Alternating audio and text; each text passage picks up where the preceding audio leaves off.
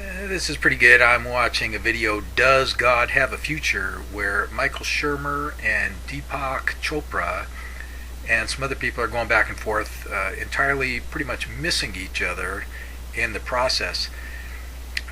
Michael Shermer appears to be a staunch physical materialist where nothing exists except brains when it comes to consciousness.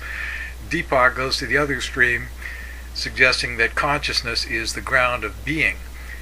And a good illustration of how they miss each other, to my way of thinking, is when it comes to the moon. That Michael says the moon is there whether you look at it or not, whether anybody sees it or not. Deepak would say, no, it's an amorphous quantum soup until somebody looks at it. And I think a difficulty is in articulating what is meant by the two statements. To say the moon is there when nobody is looking at it, to me conjures up an image of a full moon. But the full moon only appears as a full moon to people who are standing beneath it at a certain time in a certain place. To say what the moon really is when nobody's looking at it, or what it really is from every different angle of everybody that could possibly be looking at it, or listening to it, assuming that it made any noise, or smelling it, or feeling it. In other words, what it is in and of itself, aside from consciousness, there would be no way of knowing it, saying it, touching it, feeling it, smelling it. Those are acts of consciousness. So in that sense, consciousness is the ground of something. I'm not sure what to call that thing. To reify being or existence and say consciousness is the ground of that is reification of consciousness. The view that mind is brain, or that there's without a brain there is no mind.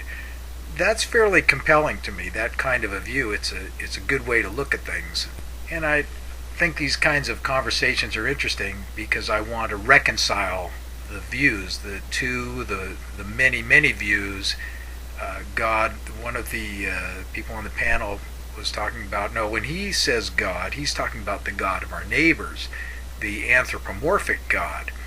When Deepak is talking about God, it tends to be more the God of the gaps kind of a God, the God that is the one that set all of the laws of physics, as if the laws of physics are not explanations of what occurs, but are actually laws that some God put in place.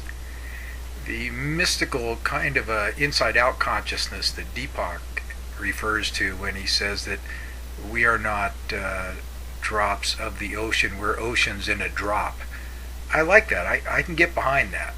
So it's fun for me to see through the eyes of everybody and say, yeah, that's right, that's right, that's right too. Well, they can't all be right. Well, that's right too. That's probably why I'm a Taoist, above and beyond being a Christian and an atheist and a Hindu and a Jain and all the other things I am. So yeah, it's fun to watch these various YouTubes and throw my own tubers up and on out there for no particular reason other than I like to hear the sound of my voice. Everything I've said has been said before, and it'll probably be said again. I guess it's variations on a theme, or a symphony of words, a multiplicity of maps to map the maps and view the views. And that's the news. I want to spell it Knews, but that's not really a word.